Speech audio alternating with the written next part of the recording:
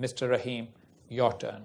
And I hope you will address the element of the survey that talks about who is the impediment to a peace settlement, because I think that both Dr. Ibrahimi and Dr. Sharani actually did not cover that aspect. All right, I'll try my best. Thank you very much. On behalf of the State Ministry for Peace of Afghanistan, I'd like to thank Afghanistan Institute for Strategic Studies for this national survey. I think the survey is far more crucial than we give it credit. Once it'll play into a lot of the decision making, and I hope it does. And I'll also like to thank the Hudson Institute for the platform of launching this survey. What I'm going to talk about related to the survey is trying to give a bit of context to what these figures actually mean, what these answers mean, and what kind of underlying narratives they support or undermine.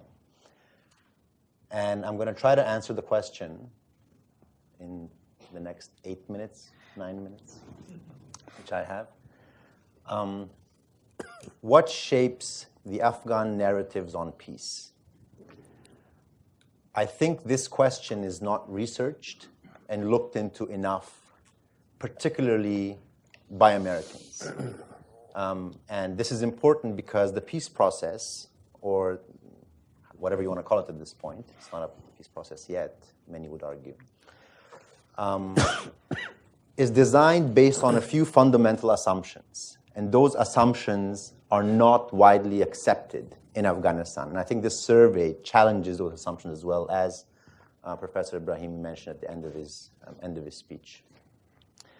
I think that if we do not look into this question, we risk failure of any political solution that will result from the current ongoing process in Doha, which will lead to the inter-Afghan negotiations.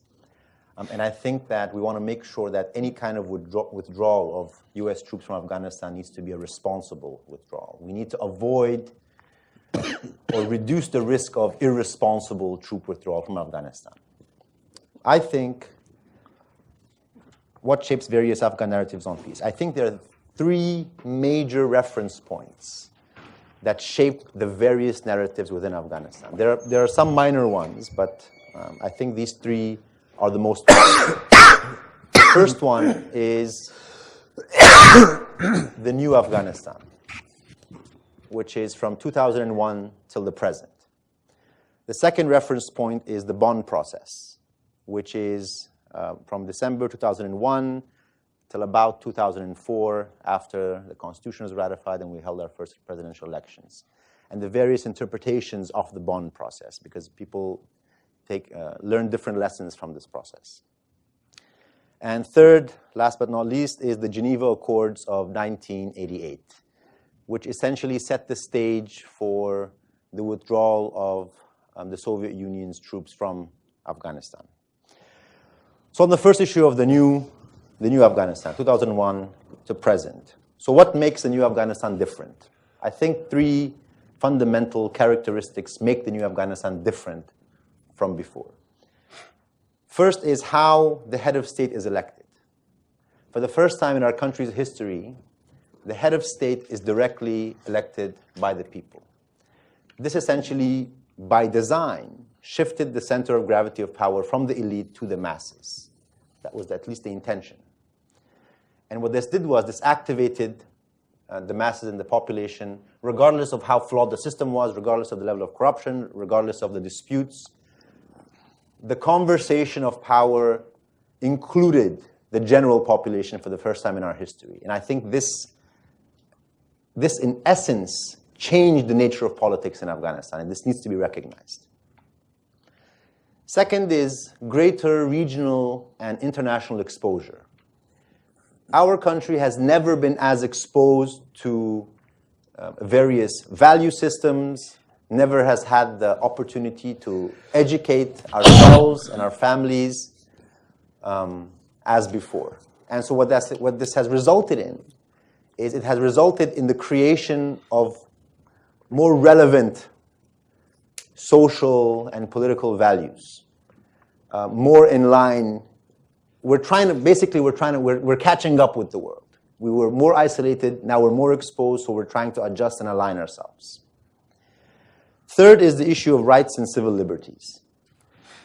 Now, regardless of the level of conflict and crime in a country, whether the state and the constitution and the laws by design protect certain rights or not is a new idea in Afghanistan. And the constitution, with its pretty words that Dr. Sharani mentioned, those pretty words did not exist before.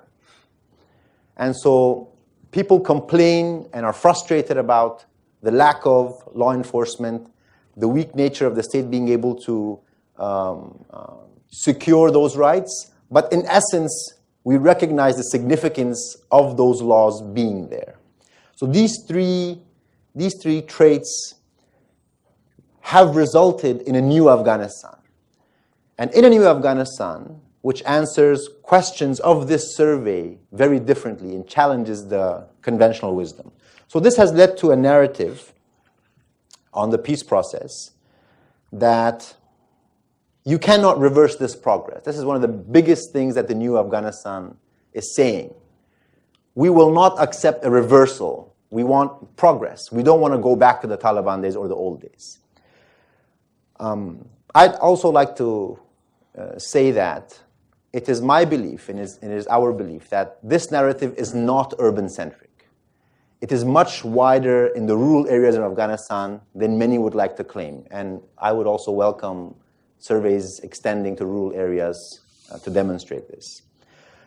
The third and most important part of the narrative of the new Afghanistan on peace is the issue that the Republic is the provider and the guarantor of our civil rights. And so protecting the Republic and the survival of the Republic becomes a key feature of the narrative that exists. Unlike the Loya Jirga or other religious methods which the survey also alludes to. The government and President Ghani's narrative on peace is built on the new Afghanistan. Number two, the Bonn process from 2001 to 2004. So what the Bonn process essentially did was it hit the reset button. It hit the reset button, and it was designed to allow for a transition from chaos and conflict to order and some sort of a political order, regardless of how one feels about it. Because the Taliban were defeated, they were not sitting on the table, and the Mujahideen, headed by President Rabbani at that point, agreed, and for the first time peacefully transferred power to President Karzai under this Bonn process. So what happened? What are the features of this process? One of the big features of the Bonn process was that during the Bonn negotiations, there was no primary side. All sides were considered equal. Nobody had more of a claim necessarily. Two, everything was up for grabs. No constitution, no previous army, no previous international treaties. They were bound by nothing. And so they got together, and whatever came out of that process shaped the new political environment and realities of the country. This is why this narrative is very heavily favored by the Taliban. That's why they say, we are not going to talk to the Kabul regime, or even after we signed the Doha Agreement with the United States government, we will talk to the Afghan government as one of the parties among many. Because this narrative is taken from how Bonn was designed. And surprise, surprise, the political figures who benefited from the Bonn process also prefer this. Because now this is an avenue to gain more relevance and to make sure they come back in the limelight. So the Bonn process specifically shapes a lot of the political posturing of political figures, particularly non-government. And I think this needs to be studied a lot. But the general population is against this narrative because of the very same features. Because it undermines the gains of the past 18, 19 years, the constitution, everything is up for discussion, and the new Afghanistan is not comfortable with that. So this is where you have a clash. The third reference point is the Geneva Accords of 1988. A colossal failure in the eye of Afghans. A failure which essentially meant that the two major signatories, which was Afghanistan and Pakistan, witnessed by the United States and the USSR, Ambassador Haqqani would know this far better than me, the agreements were reneged. They were not upheld. And essentially what it meant was the Geneva Accords 1988 was an irresponsible process. The design was flawed.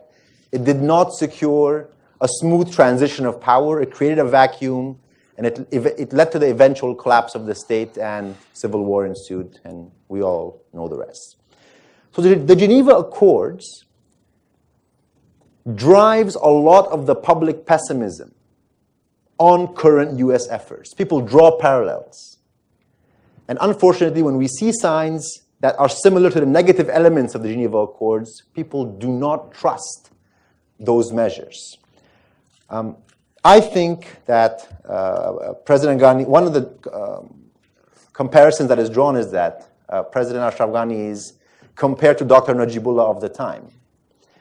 But I think that comparison is flawed because a lot of the decisions being made is to avoid a repetition of what Dr. Najib went through. So in the end, what is my appeal? My appeal is that the brilliant minds in this room, and anybody potentially watching, research these reference points to try to understand why people of Afghanistan feel the way they feel about the peace process. And I think that the conventional wisdom on Afghanistan is not good enough.